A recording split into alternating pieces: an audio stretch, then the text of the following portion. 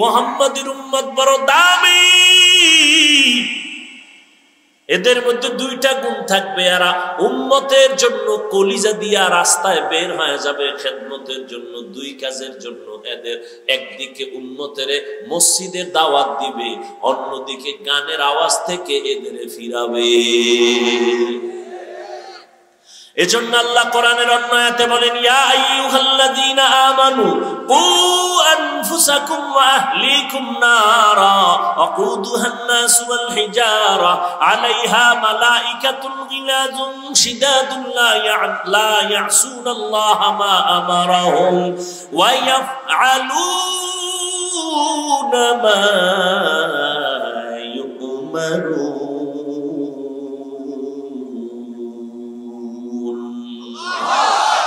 ও মুমিনেরা, জাহান্নামের আগুন থেকে নিজেকে বাঁচাও। এই দায়িত্ব শেষ না, তোমার আহাল কেউ, মা বাবার আহাল সন্তান, প্রত্যেক স্বামীর আহাল স্ত্রী, প্রত্যেক ইমাম খতিবের আহাল মসজিদের মুসল্লি, মেম্বার সাহেবের আহাল ওয়ার্ডের মুসল্লি, ওয়ার্ডের মানুষ, চেয়ারম্যান সাহেবের আহাল ইউনিয়নের মানুষ, এমপি সাহেবের আহাল তার আসনের মানুষ, সরকারের আহাল গোটা দেশের মানুষ, আর উলামায়ে কেরামের আহাল হলো গোটা দুনিয়ার মুসলমান উম্মত। তাহলে জাহান্নাম থেকে নিজে বাঁচলে হইব, দায়িত্ব আরো আছে না নাই? আহালকেও বাঁচাও। আব্বা জান, আপনিও নামাজ পড়েন, সন্তানেরও নামাজের দাওয়াত দেন। আপনি রোজা রাখেন, সন্তানেরও দাওয়াত দেন। আপনি গান শুনেন না, সন্তানকেও শুনতে দিয়েন না। আপনি গান শুনেন না ঠিক, সন্তানের অ্যান্ড্রয়েড টাচ মোবাইল কিনে দিছেন, ও সারা রাত কানের মধ্যে গানের তার লাগায়া এরপরে গান শুনে শুনে শুনে শুনে রাত কাটায়। ওর চেহারাটা নষ্ট হয়ে গেছে, এখন নেশার ভিতরে পড়ে গেছে। ওরে মদের নেশা, জুয়ার নেশা, ইয়াবার নেশার থেকে বড় চরিত্র বিধ্বংসী নেশা হলো মোবাইলের নেশা। ওগো নবীর উম্মতেরা হয়ে আজি দিশাহারা, কোরআন হাদিসের চলো যখন যাহা চায় মনে, নবী বিনে কে তরবে পুলসিরত মিজানে, নবী বিনে কে তরবে পুলসিরত মিজানে। জাহান্নাম থেকে বাঁচতে হলে আল্লাহ বলেছেন 4 গুণ অর্জন করো, সময়টারে কাজে লাগাও। এজন্য আল্লাহ আসরের শপথ করে বলেছেন, আসরের শপথ। আসরের এক অর্থ হলো সময়, সময়ের শপথ। সময়টারে কাজে লাগাও। এই দুনিয়ায় যারা সময়টারে মূল্যায়ন করেছে তারা দামি হয়ে গেছে। আখিরাতের লাইনে যারা সময়টারে কাজে লাগাইছে তাদের সুনাম, দুনিয়ার লাইনেও যারা সময়টারে মূল্যায়ন করছে তারাও দামি হয়েছে। 11 মাস ব্যবসায়ী ব্যবসা করে লাভ নাই, 11 মাসে যত লাভ হয়েছে তার থেকে দ্বিগুণ লাভ হয়েছে শুধু রমাজানে। ঠিক নেই? কেন বলে রমাজানে সময়টারে বেশি মূল্যায়ন করছে, সারা রাত দোকান খোলা রাখছে, সময় দিয়েছে বেশি।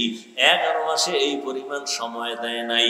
সময়টারে কাজে লাগাও, তোমার জিন্দেগি সুন্দর হয়ে যাবে, জিরো থেকে হিরো হয়ে যাবা। দুনিয়ার লাইনে যত দামি দামি মানুষ দেখো, এরা কিন্তু সময়টারে কাজে লাগাইছে। সময়টারে মূল্যায়ন করার কারণে বড় ইঞ্জিনিয়ার হয়েছে, সময়টা অপচয় নষ্ট করে নাই, সময়টারে কাজে লাগাইয়া লেখাপড়া করছে, এজন্য আজ প্রফেসর হয়েছে। ও যুবকেরা, তোমার মতো যদি মোবাইল চালাইয়া সময় নষ্ট করত তাহলে কোনো বান্দা ইঞ্জিনিয়ার আদর্শের সাথে হতে পারত না, প্রফেসর হতে পারত না। যাদের ইংরেজি বই লেখা পইরা তুমি এখন ইংলিশে কথা বলো, ওই বইটা তো আর একজনে লেখছে, খোঁজ নিয়ে দেখো ওই বান্দা সময়টারে কত কাজে লাগাবার কারণে তার দাম বেড়েছে। তার লেখা ইংলিশ বইটা কলেজের প্রত্যেকটা ছাত্র ছাত্রী বুকে লাগায়। সময়টারে মূল্যায়ন করো, আখিরাতের লাইনে সময়টারে কাজে লাগাও, তাহলে আখিরাতের লাইনও দামি। কি তোমার মতো সময় নষ্ট করে নাই। আজকে কোরআন পড়লাম, হাদিস পড়লাম, হাফেজে কোরআনরা, উলামায়ে কেরাম সময়টারে কাজে লাগায়, একটা অযথা কথা বলে না। নামাজের সময় নামাজ, পর্দা রক্ষা করে চলে, মা বাবার খেদমত করে, সময় কোরআন তেলাওয়াত করে, সময়টারে মূল্যায়ন করার কারণে আল্লাহ তাদের সম্মান দুনিয়াতেও দান করেছেন। দুনিয়াতে যা পাইতেছে কোরআনওয়ালারা পায় বোনাস, আসলটা পাবে কিয়ামতের দিন। এই জন্য আল্লাহ সময়ের শপথ করলেন, সময়টারে কাজে লাগাই ওরে মুমিন, জীবনটা বড় ধন্য হয়ে যাবে। তুমি বাংলা ইংরেজি লাইনে জেনারেল লাইনে থাকো, সময়টারে মূল্যায়ন করো, অপচয় নষ্ট করিও না। মাও ভালো জানবে না, বাবাও ভালো জানবে না, কিয়ামতের দিন খালি হাতে মাওলার আদালতে হাজির হতে হবে। সময়টারে কাজে লাগাও, একটা সেকেন্ড যেন তোমার সময়ের থেকে অবহেলায় চলে না যায়। বন্ধু লইয়া পার্কে দৌড়াও, বান্ধবী নিয়া পার্কে পার্কে দৌড়াও। ওরে বাবা এখন তুমি ঘুরতে যাও না, এখন তো তোমার ঘোরার সময় না। তুমি লেখাপড়া কইরা সম্মানের চেয়ারে বসো, তোমার টাকা দিয়া ঘোরা লাগবে না, আল্লাহ ভিন্ন মাখলুকতের টাকা দিয়া তোমারে ঘুরাইবে। কি আল্লাহ পারে না? তুমি এখন তোমার টাকা দিয়ে যে যাও সিফা সাফায়, কেউ চিনে? আর সম্মান অর্জন করো, লেখাপড়া করো, ইঞ্জিনিয়ার হও, ডাক্তার হও, তোমাকে বাংলাদেশের মানুষ মাথায় লয়া নাচবে। কি এরকম সম্মানিত ডাক্তার নাই? তোমার মতো গাঞ্জা খায়, ইয়াবা ট্যাবলেট খায়, বিদেশ পর্যন্ত আমার দেশের ডাক্তারকে হায়ার করে নিয়ে যায়, আছে না নাই? তুমি ওই লাইনের ডাক্তার হও, তোমাকে তো মাওলানা হওয়া লাগবে এটা তো বলি নাই, হুজুর হইতে হইবে এটা তো বলি নাই, কওমি মাদ্রাসায় পড়া লাগবে এটা তো বলি নাই, তাবলীগ করতেই হবে না হয় জাহান্নামে যাবা এটা তো বলি নাই। তুমি ডাক্তার হও, আদর্শ ডাক্তার হও, আদর্শ ইঞ্জিনিয়ার হও, আদর্শ প্রফেসর হও, আদর্শ ব্যবসায়ী হও, আদর্শ চাকরিজীবী হও। আদর্শ আদর্শ আদর্শ মানে পৃথিবীতে শ্রেষ্ঠ আদর্শ একজন আর রহমতুল্লিল। এছাড়া কারো আদর্শ নিলে তোমার কপাল শান্তি নেই। রহমতের নবীর আদর্শ নেও, জীবন ধন্য। ডাক্তার হইয়াও তুমি ধন্য, ইঞ্জিনিয়ার হলেও তুমি ধন্য। রসুলের আদর্শ লালন করো, মরে গেল তুমি অমর হয়ে থাকবা। এখনো সময় আছে, তওবা করো। চোখের সামনে কত যুবকের লাশ, ঘুমের বিছানায় লাশ, গাড়ির নিচে যুবকের লাশ, পানির নিচে যুবকের লাশ। কয়দিন আর দুনিয়াতে বাঁচবারে বাবা? চোখের সামনে কত যুবক কবরের বাসিন্দা হয়ে গেল, কেউ তার নাম নেয় না। সুনাম অর্জন করতে যদি চাও, শরীরটা সুস্থ রাখো, চরিত্রটা ভালো রাখো। এই শরীরটাও সুস্থ রাখতে হলে, চরিত্র ভালো রাখতে হলে মোবাইলের থেকে নিজেরে বাঁচাও। মোবাইল তোমার শরীরটাও নষ্ট করে, চরিত্রও নষ্ট করে। তোমার বয়স মাত্র 25 থেকে 30, অথচ 40 পর্যন্ত তোমার চেহারার উজ্জ্বলতা নষ্ট হবে না। মাত্র 25 থেকে 30-এর মধ্যে তোমার চেহারা কার্টুন কার্টুন ভাব, ঠিক নেই?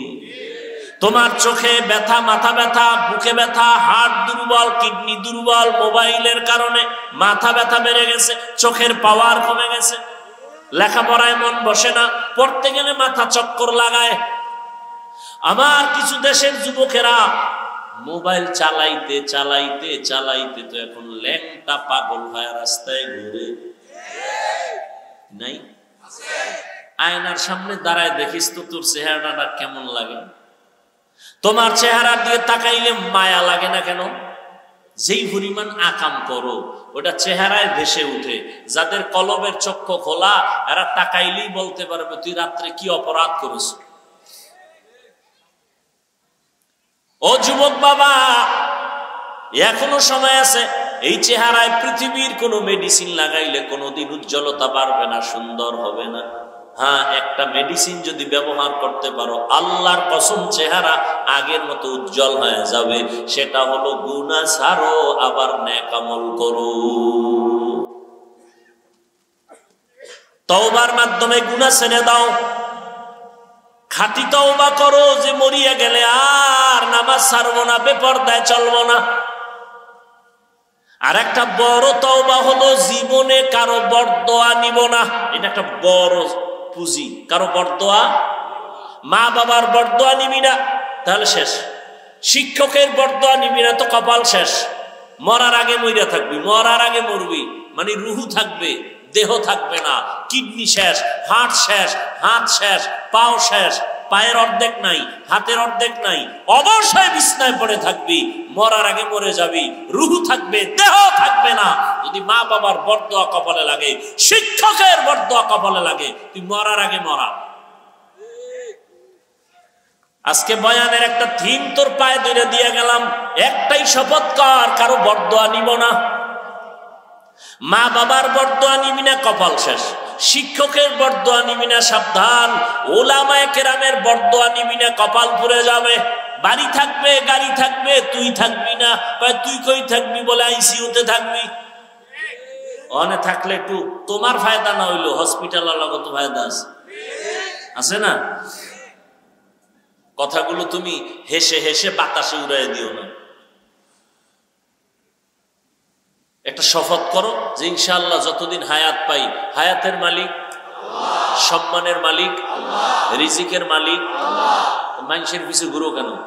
সম্মানও আল্লাহ দেয়, রিজিকও আল্লাহ দেয়, ইজ্জতও আল্লাহ দেয়, হায়াতও আল্লাহ দেয়। তো মানুষের পিছনে গোলামি করো কেন? কই করোনা গেল, হুজুরেরা না খায় মরছে? স্কুল বন্ধ, কলেজ বন্ধ, ফ্যাক্টরি বন্ধ, গাড়ি বন্ধ, দোকান বন্ধ, সব বন্ধ। একটা মাদ্রাসাও তো বন্ধ হয় নাই। কোন হুজুর তো ভিক্ষাও করে নাই, না খায় মরি টাকা দাও। তুমি তো মাস্কের উপরে মাস্ক লাগাইছো, করোনা করোনা। আর হুজুরেরা তো ওই লাশগুলো কান্দে নিয়া গোসল করাইয়া, কাফন পরাইয়া, জানাজা পরাইয়া দাফন করাইছে শত শত করোনার লাশ। কই হুজুরেরা তো করোনায় কেউ মরে নাই।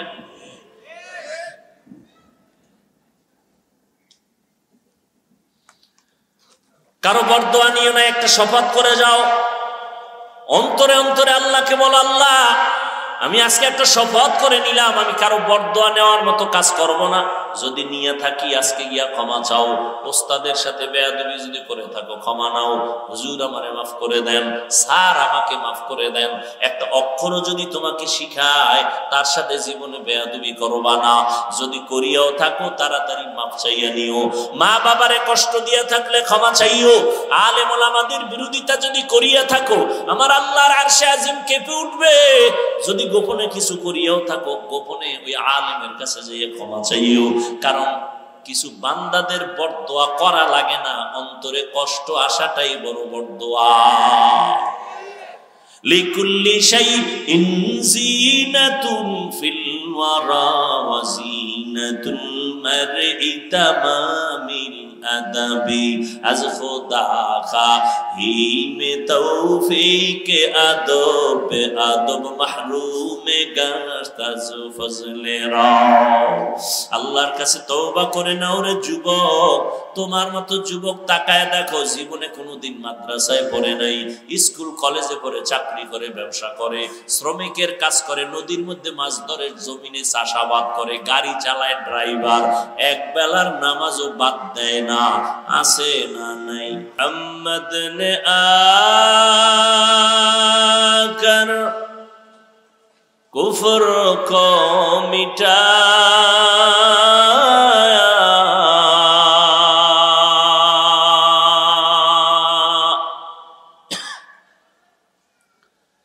मुहम्मद ने आकर कुफर को मिटाया,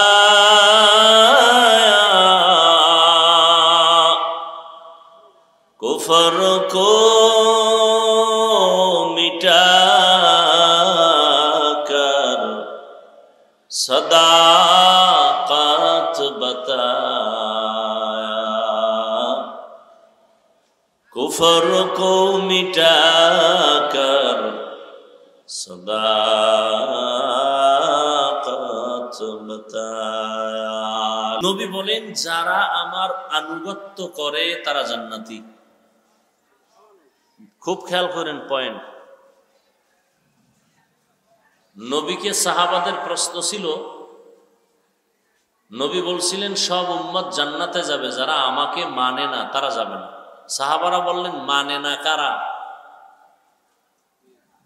নবী মানে না কারার জবাব দিয়ে বলেন, যারা আমার অনুসরণ করে, আনুগত্য করে, ইতাআত করে, ইত্তেবা করে, তারা জান্নাতে যাবে।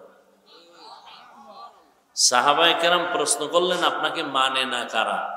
নবী ওইটার জবাব ডাইরেক্ট না দিয়ে ঘুরায় বললেন, যারা আমাকে অনুসরণ করবে, অনুকরণ করবে, তারা জান্নাতে যাবে। কথার মধ্যে কিন্তু প্যাচ আছে। সাহাবায়ে কেরাম বললেন, নবী আপনাকে মানে না কারা? নবী তো বলতে পারতেন, যারা আমার সুন্নত মানে না তারা আমাকেও মানে না। নবী বললেন, এ কথার জবাবই দিলেন না। নবী ঘুরায় বললেন, যারা আমার আনুগত্য করে, অনুসরণ করে, ইতাআত বা ইত্তেবা করে, তারা জান্নাতে যাবে। এখান থেকে একটা পয়েন্ট ভালো করে খেয়াল করবেন। নবীর যারা অনুসরণ, অনুকরণ করে, ইত্তেবা এবং ইতাআত করে, তারা কোথায় যাবে? তাহলে এখন বিপরীত শব্দ কি দাঁড়াবে এটার? যারা নবীর অনুসরণ করে না তারা জাহান্নামী। এই তো, নবী এটা বলেন নাই। নবী তো এটা বলে নাই যে আমার যারা সুন্নত মানে না তারা জাহান্নামে যাবে। নবী বরং বললেন, যারা আমার অনুসরণ করে তারা জান্নাতে যাবে, ইতাআত করে, ইত্তেবা করে। আর যারা কথা দাঁড়ায়, যারা নবীর ইত্তেবা করে না, অনুসরণ করে না, অনুকরণ করে না, ইতাআত করে না, তারা জান্নাতে যাবে না। এটাই তো কথা দাঁড়ায়। নবী এটা বলেন নাই। এখন অনেকে বুঝে নেই। নবীকে কে মানে না? নবী তার জবাব দিলেন, যারা আমার অনুসরণ করে তারা জান্নাতে যাবে। কে মানে না শব্দের জবাব দিলেন না। যে নবীর অনুসরণ করে সে জান্নাতে যাবে, তো বিপরীত কথাটা কি দাঁড়ায়? যে নবীর অনুসরণ করে না সে জাহান্নামে যাবে। নবী এমনটা না বলে অতটুকু করে এনাফ করলেন, যথেষ্ট করলেন কেন? এখান থেকে আমাদের চৌকান্নতার সাথে একটা কথা মনে রাখতে হবে। নবী সুন্নত একজনে আমল করে না, অনুসরণ করে না, সে জাহান্নামে যাবে। নবী এটা বলেন নাই এবং এটা আমিও বলবো না। তাহলে জাহান্নামে কে যাবে? এই বিষয়ে দুই দল। নবীর অনুসরণ করে না, এর মধ্যে কয় দল আছে? দুই দল। এক দল আগ্রহী আর এক দল বিদ্রোহী। এক দল আগ্রহী আর এক দল, এক দল দরদি আর এক দল বিরোধী। খুব দোনোজনেই কিন্তু নবীর টুপি পরে না, দোনোজনেই দাড়ি রাখে না, দোনোজনেই নামাজ পড়ে না। একদল আগ্রহী আর একদল বিদ্রোহী। ভালো করে বুঝেন। একটা যুবকের যে গেলাম, এই যুবক তুমি নবীর উম্মত নি? বলে হ্যাঁ। দাড়ি নেই কেন? হুজুর দাড়ি রাখার দরকার, পারি না, ঝামেলা, একটু দোয়া কইরেন, চেষ্টা করব। বিদ্রোহী না আগ্রহী? জান্নাতি। আর একটা রেজি গেলাম, এই দাড়ি রাখস না কেন রে মগা? দাড়ি না রাখলে অসুবিধা কি? টের পাইছেন নি? আর একটু হাই লেভেলের চালাক যদি হয় বেয়াদব, সে বলবে দাড়ির মধ্যেই কি ইসলাম? আগ্রহী না বিদ্রোহী? জাহান্নাম। দোনোজনেই দাড়ি রাখে না, একজন আগ্রহী আর একজন আগ্রহীকে গালি দেওয়া যাবে না, বিদ্রোহীকে ছাড় দেওয়া যাবে না, সুযোগ পেলেই জুতার বাড়ি। ব্যবধান আছে না নাই? একজনে নামাজ পড়ে না, তাকে গালি দেওয়া, আর একজনে নামাজ পছন্দ করে না, তাকে ছাড় দেওয়া যাবে না। একজন আগ্রহী আর একজন আগ্রহী মুমিন, বিদ্রোহী বেঈমান। মাওলা চাইলে হবে, না চাইলে দেখছেন নি কারবার। আল্লাহ যুবকদের আয়োজন আল্লাহ কবুল করেন। ওয়াজ তো প্রতিদিন শুনেন, মোবাইলে শুনেন, এটা কামিয়াবি সফলতা না। মানছেন কতটুকু, এটা সফলতা। সারা রাত বয়ান শুনলেন, কলিজা ঠান্ডা করে ফজর বললেন না, বাসায় গিয়া মোবাইলের মোরাকাবা করবেন। আমরা মোনাজাত ধরি বইয়া, আপনারা মোনাজাত ধরেন হুইয়া, মাঝখানে মোবাইল লইয়া। এই বয়ান শুনে কি লাভ? তাহলে নবীর অনুসরণ করে না, যে করে না তাকে ডাইরেক্ট জাহান্নামী বলা যাবে? আগে তদন্ত করতে হবে সে কি আগ্রহী না বিদ্রোহী। কি খুব কঠিন কথা। একজনে রাজনীতি করে না, আর একজনে ইসলামের রাজনীতি পছন্দ করে না। দুইজন এক নেই, একজন আগ্রহী আর একজন আগ্রহী মুমিন, বিদ্রোহী বেঈমান। ছোট কথা কিন্তু ওজন অনেক বড়। বুঝছেন কিনা আল্লাহই ভালো জানেন। আল্লাহ বুঝার তৌফিক দান করেন। আসেন এবার সূরাটা নিয়ে কিছু কথা বলি, যদি আল্লাহ বলেন। আল্লাহ আমাদের তৌফিক দান করেন। ওয়াল আসর, এই সূরাটা তো সবাই জানেন, যারা কোরআন শরীফ পড়তে পারেন না তারাও জানেন। শুনতে শুনতে মুখস্থ হয়ে গেছে, ঠিক না? একবার পড়েন, বিসমিল্লাহির রহমানির রহিম। ওয়াল আসরি ইন্নাল ইনসানা লাফি খুসর ইল্লাল্লাযীনা আমানু ওয়া আমিলুস সালিহাত ওয়া তাওয়াসাউ বিল হাক্কি ওয়া তাওয়াসাউ বিস সাবর। তরজমা বলে ফেলেছি, এবার সংক্ষেপ কিছু ব্যাখ্যা। আল্লাহ সূরার শুরুতে কসম করলেন, শপথ করলেন, আসরের শপথ। এইরকম আল্লাহ বিভিন্ন জায়গায় শপথ করেছেন। লা উকসিমু বিয়াউমিল কিয়ামাহ ওয়া লা উকসিমু বিন নাফসিল লাওয়ামাহ ইযা ওয়াকাতিল ওয়াকিআ লাইসা লিওয়াকাতিহা কাযিবা ওয়াত-তিনি ওয়াজ-যাইতুন ওয়া তুরি সিনিন ওয়া হাযাল বালাদিল আমিন ওয়াদ-দুহা ওয়াল-লাইলি ইযা সাজা والسماء ذات البروج واليوم الموعود وشاهد ومشهود والشمس وضحاها والقمر إذا تلاها والنهار إذا جلاها والليل إذا يغشاها والسماء وما بناها والأرض وما طحاها ونفس وما سواها فألهمها فجورها وتقواها। আল্লাহ বারবার শপথ করলেন, সূর্যের কসম, সূর্যের আলোর কসম, রাতের কসম, রাতের অন্ধকারের কসম, তারকারাজির কসম। সূর্য চলে যেই পথে বুরুজ, ওই বুরুজে বিশিষ্ট আসমানের শপথ, চাষতের সময়ের শপথ, তিনের কসম, জৈতুনের কসম, তুর সিনা তুর পর্বতমালার কসম, নিরাপদ শহর মক্কা নগরীর কসম, ওয়াল আসর আসরের কসম। আমরাও মাঝে মাঝে কসম করি, করি না? আমরা কসম করি সন্দেহ দূর করার জন্য। আমার কথাটা এমন কয় না মানি না, কয় কসম, কত মানি।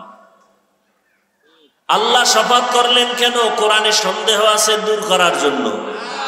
আল্লাহ বলেন লা রাইবা ফীহ, কোরআন এমন একটা কিতাব ১৫০০ বছর হয়ে গেল, আজ পর্যন্ত আল্লাহর চ্যালেঞ্জ দিয়ে দিয়েছেন, কোনো ভুল নাই। বহু পণ্ডিতেরা ভুল বের করার জন্য ১৫০০ বছর পর্যন্ত অপচেষ্টা করল, একটা ভুল বের করতে পারে নাই, বরং কালেমাওয়ালা মুসলমান হয়ে গেছে। ই কালামে জিন্দা কুরআনে হাকিম হিকমতে উলা ইয়াজালসতু কদিম বখা কুরআ কালামুল্লাহ বশনো কদিমাস্তি কদিমাস্তি নাইনো। আল্লাহর কালামে কোনো ভুল নাই, সন্দেহের অবকাশ নাই। তো আল্লাহ শপথ কেন করেছেন? এর অনেক জবাবের মোট নির্যাস হলো আল্লাহর কোরআন সত্য, কোনো সন্দেহ নাই। দুনিয়ার মানুষ তোমরা মানলেও সত্য, তোমরা যদি আল্লাহর কোরআন না মানো তখনও আল্লাহর কোরআন সত্য। চ্যালেঞ্জ দেওয়া।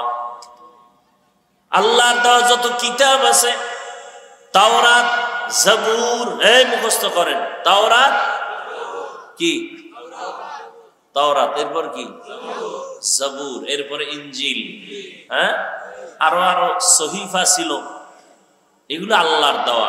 আর কিছু কিতাব আছে মানুষের তৈরি করা, গীতা, মহাভারত, রামায়ণ, বেদ, পুরাণ, দীঘানিকা, জেন্দাবেস্তা, বাইবেল, তাওরাত, জবুরের দুইটার সমন্বয় এডিশন বানাইছে বাইবেল। সবগুলোর মধ্যে মন গড়া ঢুকাইয়া ভেজাল করেছে। কিন্তু ১৫০০ বছর আজ হয়ে গেল, আরো বেশি হয়ে গেল, আল্লাহর কোরআনের একটা কোনো ভুল, কোনো ভেজাল বের করতেও পারে নাই, ঢুকাইতেও পারে নাই।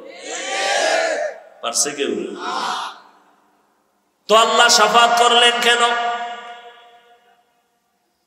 অনেক জবাবের নির্যাস হলো আল্লাহর কোরআন সত্য, কোনো সন্দেহ নাই। কসম খাইলেও সত্য, কসমের আগেও সত্য, পরেও সত্য। তবে আল্লাহ শপথ করে মানুষের অন্তরকে আকৃষ্ট করলেন। কসমের কথাটা অন্য কথার তুলনায় একটু গুরুত্ব বেশি। গুরুত্ব এদিকে মনোনিবেশ হয়ে যাও।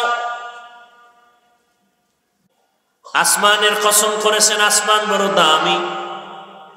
সূর্যের কসম করেছেন, সূর্য বড় দামি। গোটা দুনিয়াটাকে আলোকিত করে রেখেছে আল্লাহর দেওয়া সূর্যের আলো নিয়ে। মানুষ যন্ত্র দিয়া আলোকে কন্ট্রোল করে নিজের মেশিনে ঢুকাইয়া জমিনে মানুষকে আলো দেয়। বিদ্যুৎ দিয়া আবার মাসে মাসে বিল নেয়। আল্লাহ কয়, রে গোলাম, সূর্যের আলো দিয়া বান্দা সৌর বিদ্যুৎ চালাইলি, মাসে মাসে বিল দিছো। আমি মাওলার দেওয়া সূর্যের আলো যে ফিরি ফিরি ভোগ করলি, কয় টাকা বিল দিছো? আমি তোর কাছে বিল চাই নাই। অক্সিজেন দরকার, হসপিটালে দৌড়ায় গেছো, অক্সিজেন নাই, নিঃশ্বাস বন্ধ, পাইপ লাগাইয়া অক্সিজেন দিল, মিটারে, কম্পিউটারে, মনিটরে বিল উঠে গেল, এত লক্ষ টাকা দাও, 1-2 ঘন্টা অক্সিজেন নিয়েছো। আর আমার মাওলার দেওয়া অক্সিজেন ভোগ করছো, কয় টাকা বিল দিছো? ওয়াসার পানি ব্যবহার করো, সরকার এনে বিল দাও। বোতলের পানি কিনে খাও, ফিল্টারের 1 গ্লাস পানি নাও, 5 টাকা 2 টাকা পানির দাম দাও। আমার মাওলার দাও পানি যে জীবন ভর ভোগ করলা, কত গ্লাস পানি পান করলা, কি বিল দিছো হিসাব করো। আল্লাহ বলেন, এগুলো ফ্রি করে দিলাম, কোনো বিল চাই না। তোর কাছে এতটুকু চাই, দৈনিক 5 বেলার নামাজ পড়ে আমি মাওলার শুকর আদায় করবি। মকুন সুসুতি নামাজে পাঞ্জে গানা ফাওয়াইল। আল্লাহ পাক আসরের শফাত করলেন। তাহলে বোঝা গেল আসর বড় দামি একটা সম্পদ। 3-এর শপথ করলেন, 3 বড় দামি একটা ফল। জৈতুনের কসম করলেন, জৈতুন এমন একটা দামি তেল। অলিভ অয়েল খান না আপনারা? অনেক দাম। মক্কা নগরীর কসম, মক্কা নগরীর দাম না? অনেক দাম, অনেক দাম। জমিনে যত আল্লাহর ঘর আছে, মসজিদ, এগুলো কার ঘর? বাইতুল্লাহ কার ঘর? আপনাদের এই মসজিদ কার ঘর? কিন্তু এই মসজিদের দিকে তাকায় থাকলে একটা সওয়াব হবে না, কিন্তু আল্লাহর ঘর বাইতুল্লাহর দিকে যতক্ষণ তাকায় থাকবেন অনবরত আমলনামায় নেক লেখা হবে। ইন্না আউওয়ালা বাইতিন মুযিআ লিন-নাসি লাল্লাযী বিবাক্কাতা মুবারাকাও ওয়া হুদা মুবারাকাও ওয়া হুদাল লিল আলামিন।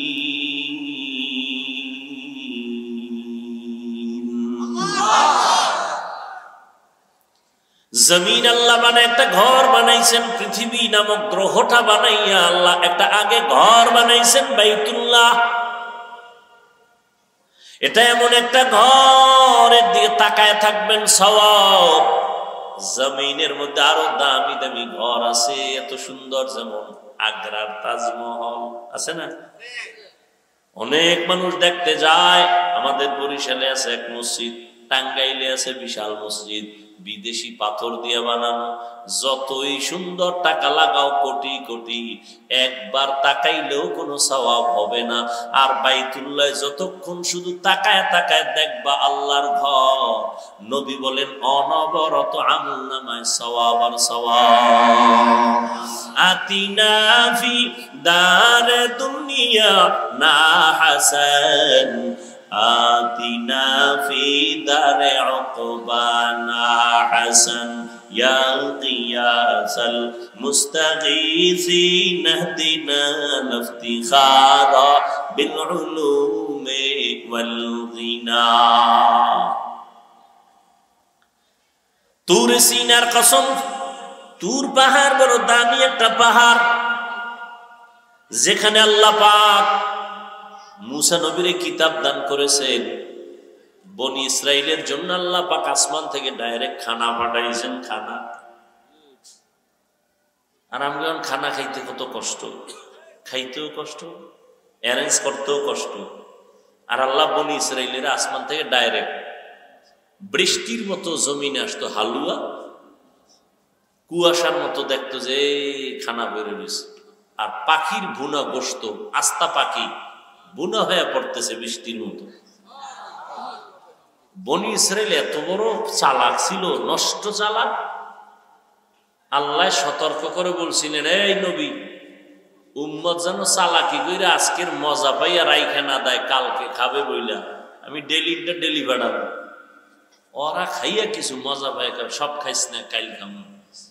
পরের দিন আসমান থেকে খানা বন্ধ। নবীজি কয়, মুসা নবীর উম্মত যদি পায় তা আমারটাই পাইবে আরো বেশি। কিন্তু এটি এত বেশি বেদবি করছে এই বনি ইসরাইলের গোষ্ঠীটি, যে কারণে আমার উম্মতের কিসমতটাও বন্ধ হয়ে গেছে। পৃথিবীর নিকৃষ্ট নিমক হারাম বনি ইসরাইল। নিমক হারাম বুঝেন? নুন খায় গুণ গায় না। আল্লাহর নুন খায় যারা গুণ গায় না, এটা কত বড় নিমক হারাম।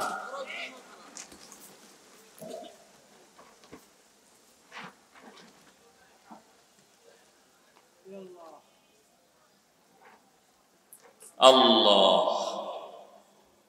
আসরের শফাত করলেন আমার আল্লাহ। তাহলে আসর বড় দামি। কেমন দামি?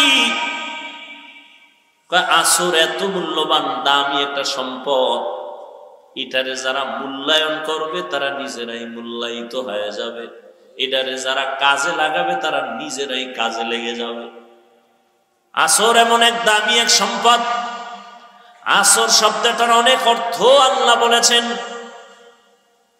আসরের অনেক অর্থের মধ্যে দুইটা অর্থ আমি আপনাদেরকে চেষ্টা করব শোনাবা। আল্লাহ শপথ করে সামনে যে কথাগুলো বলেন এটা আরো গুরুত্ব। আল্লাহ বলেন, ইন্না নিশ্চয়ই, আল ইনসান পৃথিবীর সব মানুষ, একজনও বাদ নাই, লাফি আবার লাম তাকিদ নিশ্চিত, খুসর ক্ষতিগ্রস্ত, জাহান্নামী।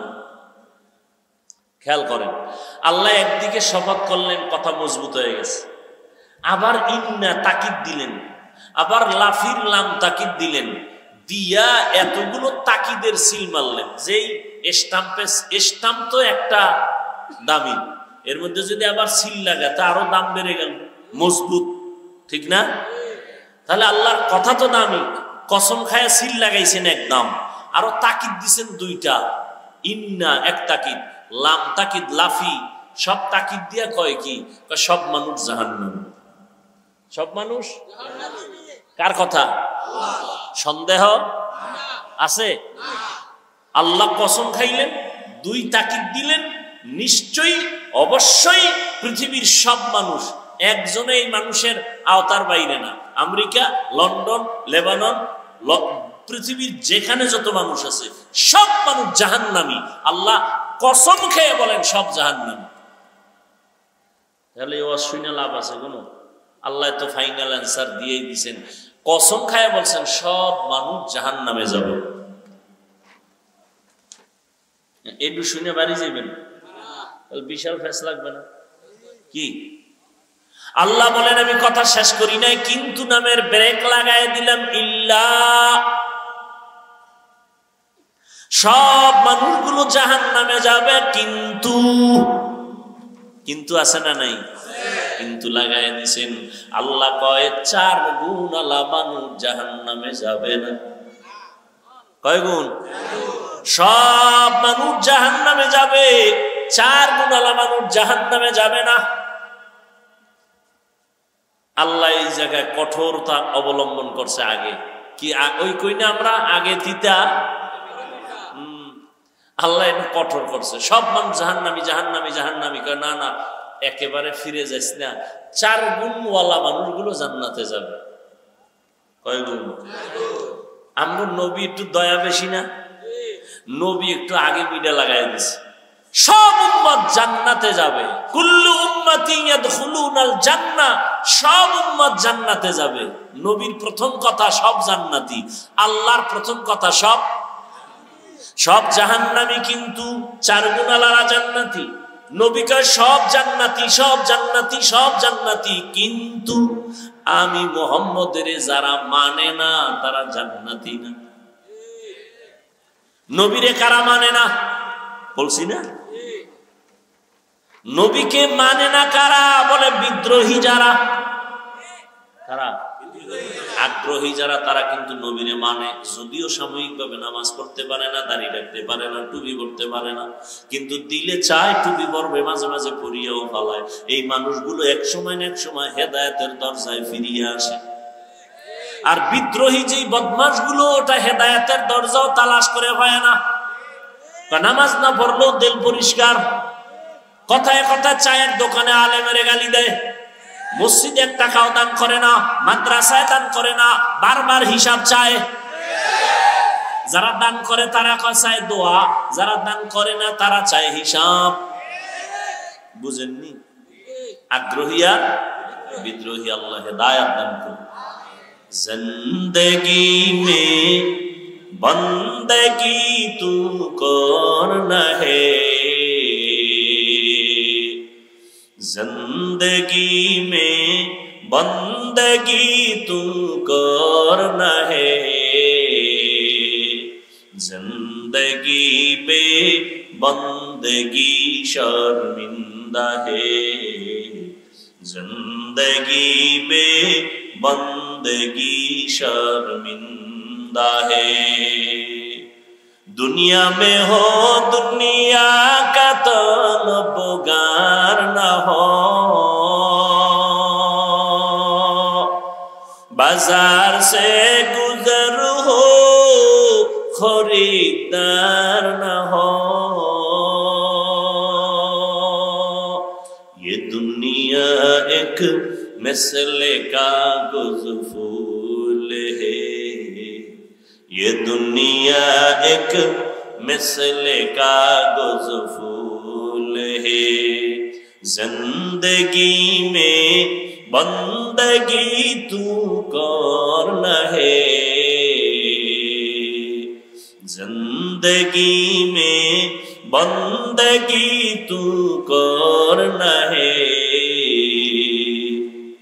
जिंदगी पे बंदगी शर्मिंदा है, जिंदगी पे बंदगी शर्मिंदा है जिंदगी में बंदगी कुन बंदगी बंदगी बे जिंदगी शर्मिंदगी। আল্লাহ বলেন সব মানুষ জাহান্নামে যাবে, 4 গুণওয়ালা মানুষ জান্নাতে যাবে। 1 নাম্বার গুণের নাম পরিশুদ্ধ ঈমান, 2য় গুণের নাম নেক আমল, 3য় গুণের নাম হলো ঈমান আমলের দাওয়াত অন্যকে দেওয়া। 4 নাম্বার গুণ হলো যারা ঈমান আমলের দাওয়াতের বিরোধিতা করে তাদের বাধা দেওয়া, যারা মানে না তাদের কন্ট্রোল করা সবরের সাথে।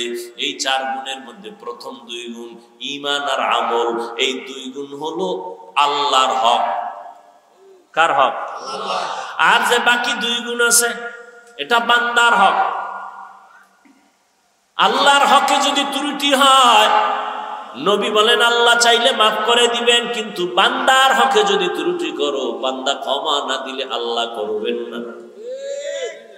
আল্লাহর হক ঈমান আনো, আমল করো।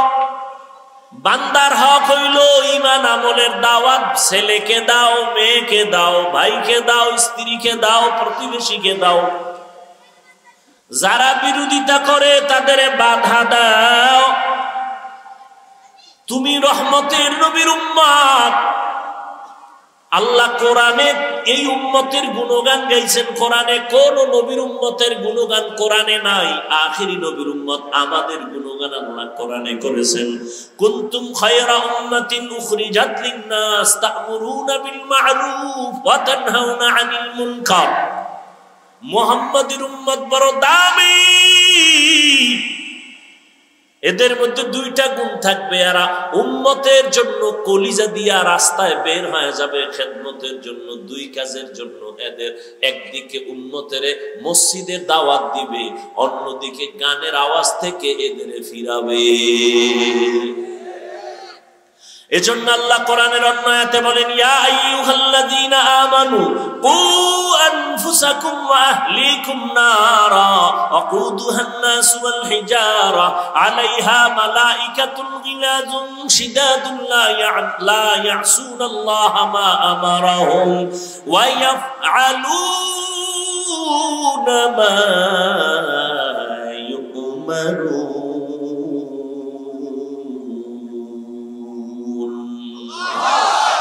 ও মুমিনেরা, জাহান্নামের আগুন থেকে নিজেকে বাঁচাও।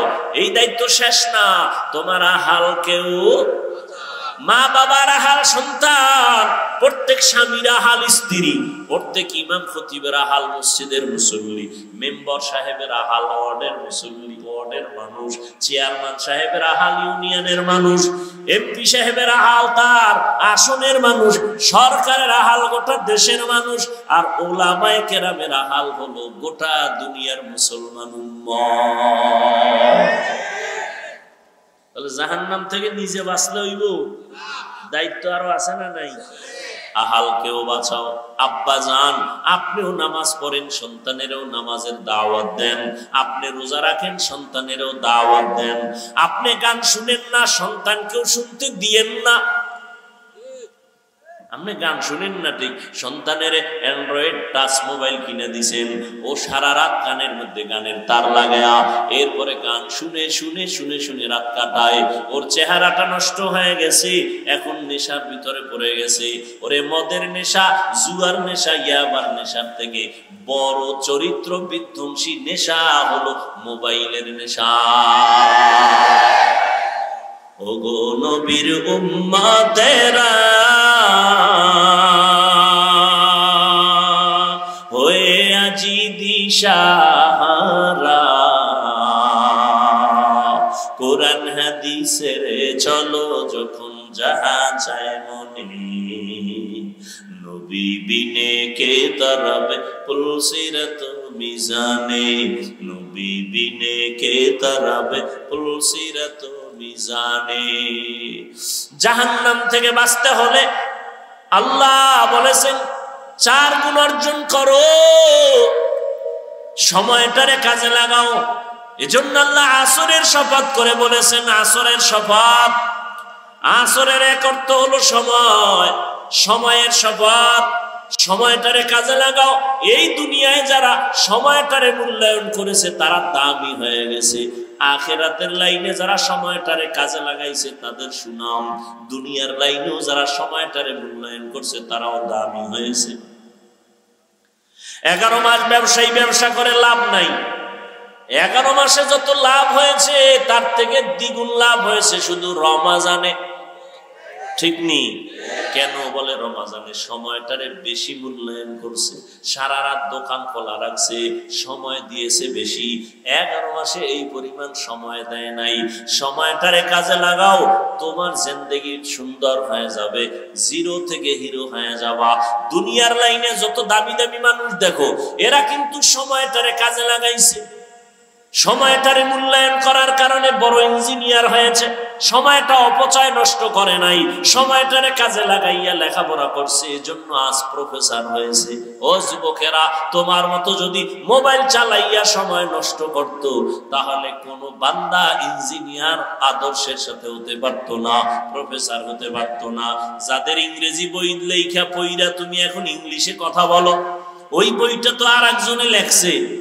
খোঁজ নিয়ে দেখো ওই বান্দা সময়টারে কত কাজে লাগাবার কারণে তার দাম বেড়েছে। তার লেখা ইংলিশ বইটা কলেজের প্রত্যেকটা ছাত্র ছাত্রী বুকে লাগায়। সময়টারে মূল্যায়ন করো। আখিরাতের লাইনে সময়টারে কাজে লাগাও, তাহলে আখিরাতের লাইনও দামি। কি তোমার মতো সময় নষ্ট করে নাই। আজকে কোরআন পড়লাম, হাদিস পড়লাম, হাফেজে কোরআনরা, ওলামায়ে কেরাম সময়টারে কাজে লাগায়, একটা অযথা কথা বলে না। নামাজের সময় নামাজ, পর্দা রক্ষা করে চলে, মা বাবার খেদমত করে, সময় কোরআন তেলাওয়াত করে, সময়টারে মূল্যায়ন করার কারণে আল্লাহ তাদের সম্মান দুনিয়াতেও দান করেছেন। দুনিয়াতে যা পাইতেছে কোরআনওয়ালারা পায় বোনাস, আসলটা পাবে কিয়ামতের দিন। এই জন্য আল্লাহ সময়ের শপথ করলেন, সময়টারে কাজে লাগাই ওরে মুমিন জীবনটা বড় ধন্য হয়ে যাবে। তুমি বাংলা ইংরেজি লাইনে জেনারেল লাইনে থাকো, সময়টারে মূল্যায়ন করো, অপচয় নষ্ট করিও না। মাও ভালো জানবে না, বাবাও ভালো জানবে না। কিয়ামতের দিন খালি হাতে মাওলার আদালতে হাজির হতে হবে। সময়টারে কাজে লাগাও, একটা সেকেন্ড যেন তোমার সময়ের থেকে অবহেলায় চলে না যায়। বন্ধু লইয়া পার্কে দৌড়াও, বান্ধবী নিয়া পার্কে পার্কে দৌড়াও। ওরে বাবা, এখন তুমি ঘুরতে যাও না, এখন তো তোমার ঘোরার সময় না। তুমি লেখাপড়া কইরা সম্মানের চেয়ারে বসো, তোমার টাকা দিয়া ঘোরা লাগবে না, আল্লাহ ভিন্ন মাখলুকতের টাকা দিয়া তোমারে ঘুরাইবে। কি আল্লাহ পারে না? তুমি এখন তোমার টাকা দিয়ে যে যাও সিফা সাফায়, কেউ চিনে? আর সম্মান অর্জন করো, লেখাপড়া করো, ইঞ্জিনিয়ার হও, ডাক্তার হও, তোমাকে বাংলাদেশের মানুষ মাথায় লয়ে নাচবে। কি এরকম সম্মানিত ডাক্তার নাই?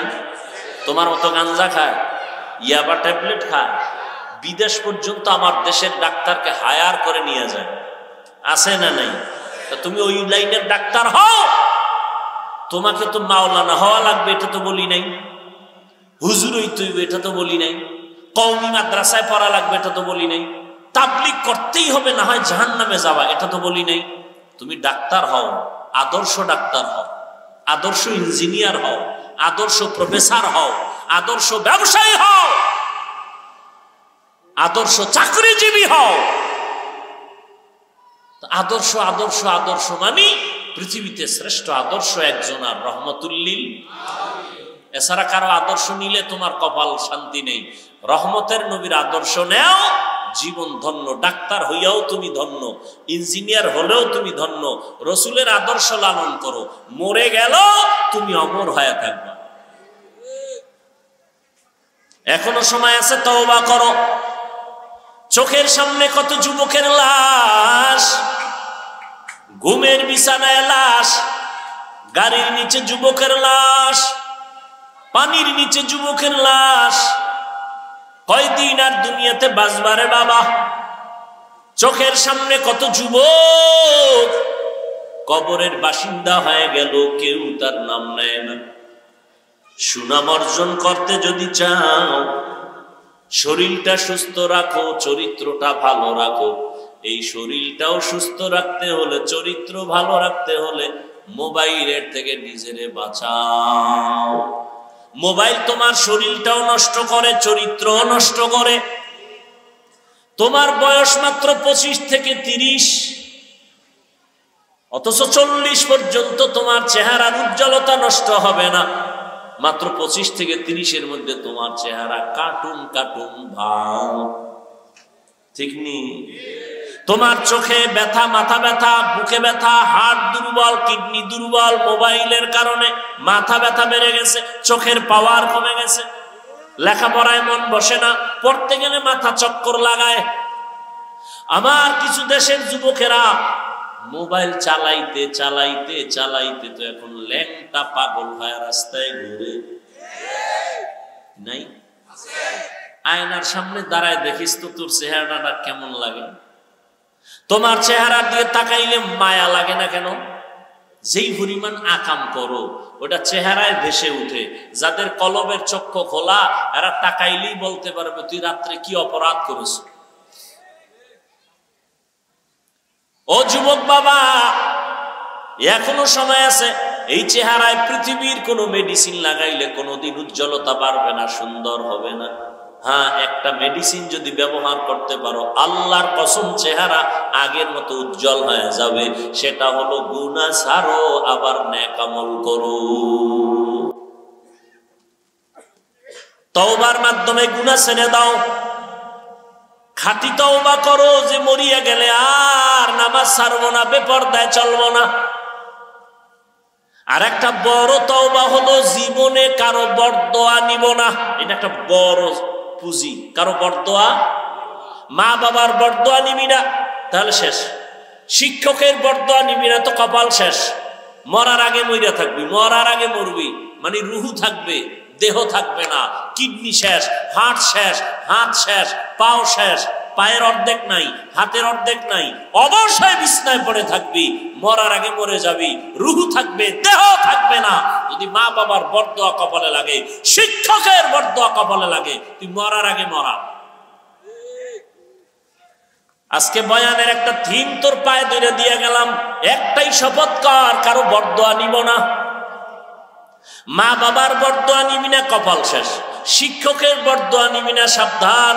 ওলামায়ে কেরামের বরদোয়া নিবি না, কপাল পুড়ে যাবে। বাড়ি থাকবে, গাড়ি থাকবে, তুই থাকবি না। তুই কই থাকবি বলে আইসিইউতে থাকবি। ওখানে থাকলে একটু তোমার ফায়দা না হইলো হসপিটাল আলাগত ফায়দা আছে, আছে না? কথাগুলো তুমি হেসে হেসে বাতাসে উড়াই দিও না।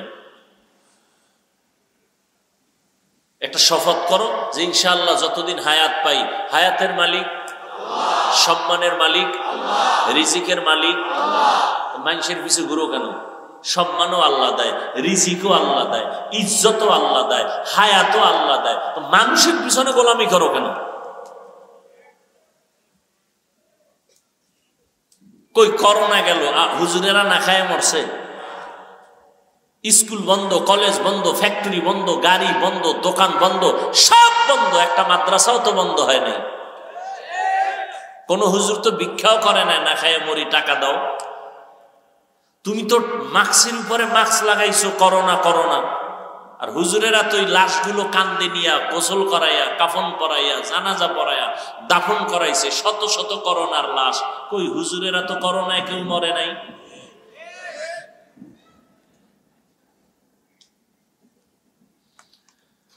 কারো বরদোয়া নিয়ে না, একটা শপথ করে যাও। অন্তরে অন্তরে আল্লাহকে বল, আল্লাহ আমি আজকে একটা শপথ করে নিলাম, আমি কারো বরদোয়া নেওয়ার মতো কাজ করব না। যদি নিয়ে থাকি আজকে গিয়া ক্ষমা চাও। ওস্তাদের সাথে বেয়াদবি যদি করে থাকো ক্ষমা নাও। হুজুর আমারে মাফ করে দেন, স্যার আমাকে মাফ করে দেন। একটা অক্ষরও যদি তোমাকে শিখায় তার সাথে জীবনে বেয়াদবি করবা না। যদি করিয়াও থাকো তাড়াতাড়ি মাফ চাইয়া নিও। মা বাবারে কষ্ট দিয়া থাকলে ক্ষমা চাইও। আলেম ওলামাদের বিরোধিতা যদি করিয়া থাকো, আমার আল্লাহর আরশে আজিম কেঁপে উঠবে। যদি গোপনে কিছু করিয়াও থাকো, গোপনে ওই আলেমের কাছে যেয়ে ক্ষমা চাইও। কারণ কিছু বান্দাদের বরদোয়া করা লাগে না, অন্তরে কষ্ট আসাটাই বড় বরদোয়া। লিকুল্লি শাইইন জিনাতুন ফিল ওয়ারা ওয়া জিনাতুল মারই তামামিল আদাবি আজ খোদা খাহিমে তৌফিক আদব আদব মাহরুমে গাস্তাজ ফজলে রাও। আল্লাহর কাছে তওবা করে নাও রে যুবক। তোমার মতো যুবক তাকায় দেখো, জীবনে কোনোদিন মাদ্রাসায় পড়ে নাই, স্কুল কলেজে পড়ে, চাকরি করে, ব্যবসা করে, শ্রমিকের কাজ করে, নদীর মধ্যে মাছ ধরে, জমিনে চাষাবাদ করে, গাড়ি চালায়, ড্রাইভার, এক বেলার নামাজও বাদ দেয় না। আছে না নাই? তোমার কপালে তো খারাপ কেন? কার অভিশাপ লাগছে যে তুমি পড়তে পারো না নামাজ? RAB, army, police, BDR, doctor, professor, engineer 5 বেলার নামাজ পড়ে, তুমি কেন পারো না রে বাবা? এখনো সময় আছে, তওবা করে নাও।